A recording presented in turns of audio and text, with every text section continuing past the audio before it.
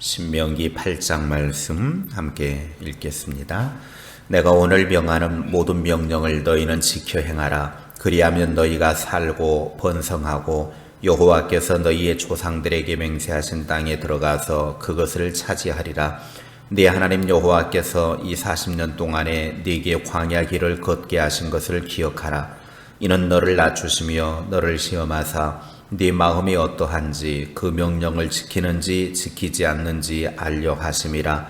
너를 낮추시며 너를 줄이게 하시며 또 너도 알지 못하며 네 조상들도 알지 못하던 만나를 네게 먹이신 것은 사람이 떡으로만 사는 것이 아니요 여호와의 입에서 나오는 모든 말씀으로 사는 줄을 네가 알게 하려 하심이니라. 이 40년 동안에 네 의복이 헤어지지 아니하였고 네 발이 부르트지 아니하였느니라. 너는 사람이 그 아들을 징계함 같이 네 하나님 여호와께서 너를 징계하시는 줄 마음에 생각하고 네 하나님 여호와의 명령을 지켜 그의 길을 따라가며 그를 경외할지니라. 네 하나님 여호와께서 너를 아름다운 땅에 이르게 하시나니 그곳은 골짜기든지 산지든지 시내와 분천과 샘이 흐르고 밀과 보리의 소산지요 포도와 무화과와 석류와 감람나무와 꿀의 소산지라. 네가 먹을 것에 모자람이 없고 네게 아무 부족함이 없는 땅이며 그 땅의 돌은 철이요 산에서는 동을 캘 것이라. 네가 먹어서 배부르고 네 하나님 여호와께서 옥토를 네게 주셨으므로 말미암아 그를 찬송하리라. 내가 오늘 네게 명하는 여호와의 명령과 법도와 규례를 지키지 아니하고 네 하나님 여호와를 잊어버리지 않도록 삼갈지어다. 네가 먹어서 배부르고 아름다운 집을 짓고 거주하게 되며 또 네 소와 양이 번성하며 네 은금이 증식되며 네 소유가 다 풍부하게 될 때에 내 마음이 교만하여 네 하나님 여호와를 잊어버릴까 염려하노라. 여호와는 너를 애굽 땅 종되었던 집에서 이끌어내시고 너를 인도하여 그 광대하고 위험한 광야 곧 불뱀과 천갈이 있고 물이 없는 간조한 땅을 지나게 하셨으며 또 너를 위하여 단단한 반석에서 물을 내셨으며 네 조상들도 알지 못하던 만나를 광야에서 네게 먹이셨나니 이는 다 너를 낮추시며 너를 시험하사 마침내 네게 복을 주려 하심이었느니라. 그러나 네가 마음에 이르기를 내 능력과 내 손의 힘으로 내가 이 재물을 얻었다 말할 것이라. 내 하나님 여호와를 기억하라. 그가 네게 재물을 얻을 능력을 주셨음이라. 이같이 하심은 네 조상들에게 맹세하신 언약을 오늘과 같이 이루려 하심이니라. 네가 만일 네 하나님 여호와를 잊어버리고 다른 신들을 따라 그들을 섬기며 그들에게 절하면 내가 너희에게 증거하노니 너희가 반드시 멸망할 것이라. 여호와께서 너희 앞에서 멸망시키신 민족들같이 너희도 멸망하리니 이는 너희가 너희의 하나님 여호와의 소리를 청종하지 아니함이니라. 아멘. 신명기 8장은 두 가지의 중요한 내용이 있습니다. 하나는 광야 40년간의 생활하는 동안 기적적으로 돌보아 주신 하나님의 은혜를 돌이켜보면서 선조들에게 하나님께서 약속하신 대로 풍족한 삶을 누리게 될 것을 기억하고 찬양을 드리는 것입니다. 그리고 다른 하나는 위험에 대한 경고입니다. 잘 살게 되면 교만해지기 쉬운데 그럴 때일수록 지금까지 돌보아 주신 하나님의 은혜를 잊지 말라는 것입니다. 사람은 잘 안 될 때보다 잘 될 때 더욱 조심해야 합니다. 8장에서 가장 중요한 단어는 2절에 나오는 기억하라입니다. 그렇다면 무엇을 기억해야 합니까? 첫째, 하나님께서 지켜주신 날들을 기억해야 합니다.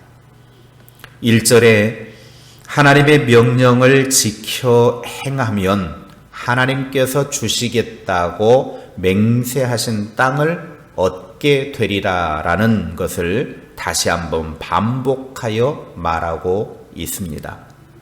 지켜 행하라와 차지하리라라는 말이 핵심입니다. 하나님의 모든 명령에 순종하면 반드시 축복이 따르게 되어 있고, 그 축복의 내용은 잘 사는 것과 번성하는 것, 그리고 하나님이 약속하신 땅에 들어가는 것입니다. 오늘날 우리들에게도 그대로 적용이 됩니다. 하나님의 말씀은 언제나 현재형이지만 미래형으로 바꾸어 보아야 합니다. 그런 과정을 거치면 우리에게 하시는 말씀으로 받아들이는 것이 쉬워지죠. 하나님께서 이스라엘 백성들을 40년 광야 생활 속에서 낮추기도 하는 여러 가지 시험했던 일들을 기억하라 라고 2절에 말씀하고 있습니다. 어려운 상황 속에서도 하나님께 순종하고 하나님을 따르는지를 시험해보고 그것을 통해서 진정으로 하나님을 사랑하는지를 알고자 하신 것입니다. 그런데 놀라운 사실은 시험 속에 축복의 길이 있다라는 사실입니다. 하나님께서는 우리가 축복 속에 살기를 원하시는데, 축복 속에 살 수 있는 유일한 방법은 하나님께서 주신 명령을 잘 지키면서 사는 것입니다. 둘째, 하나님의 은혜를 생각해야 합니다. 5절부터 10절에는 하나님을 생각해 보라는 말씀이 나옵니다. 그저 지나가면서 잠깐 생각하는 것이 아니라 깊이 하나님을 상고해 보라는 말씀입니다. 5절, 6절 말씀을 보십시오.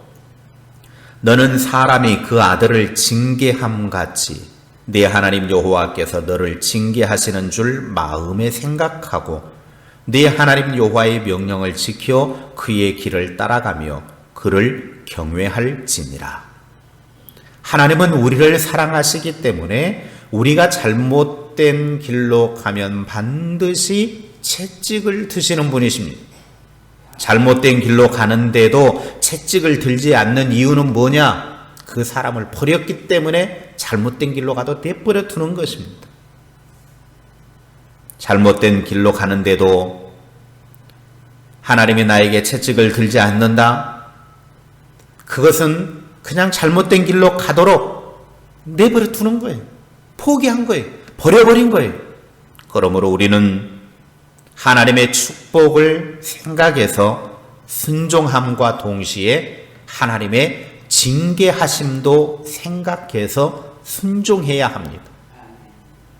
하나님께서 말씀하신 도를 행하고 하나님을 경외하면서 살면 7절부터 9절에서 묘사하고 있는 아름다운 옥토에 들어가서 결핍함이 없는 생활을 할 수 있게 됩니다. 시내와 샘이 흐르고 달고 맛있는 과일들이 열리고 철과 동이 풍족한 땅에서 살게 된다라고 약속하셨습니다. 그런 땅에서 사는 삶은 만족한 삶입니다.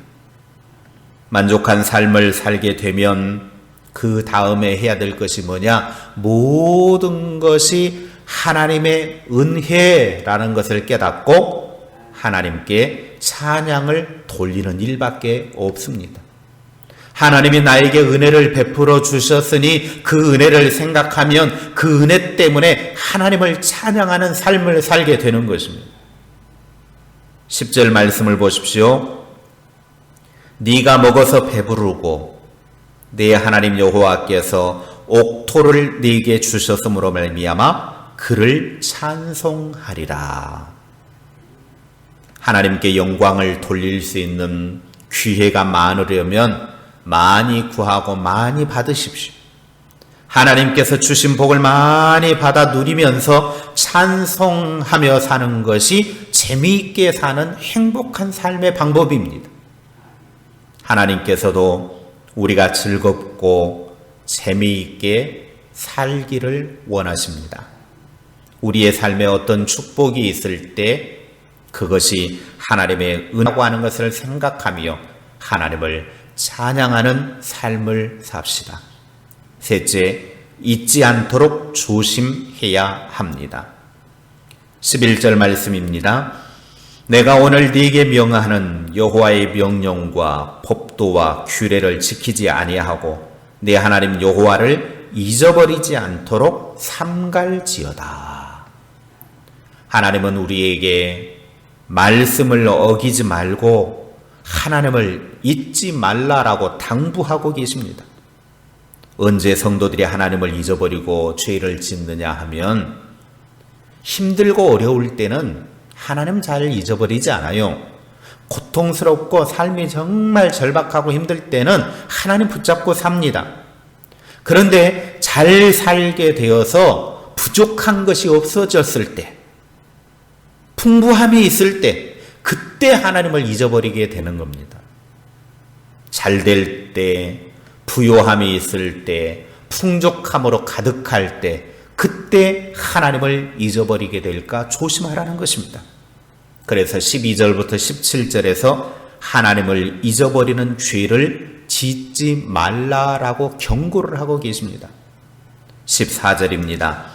네 마음이 교만하여 네 하나님 여호와를 잊어버릴까 염려하노라.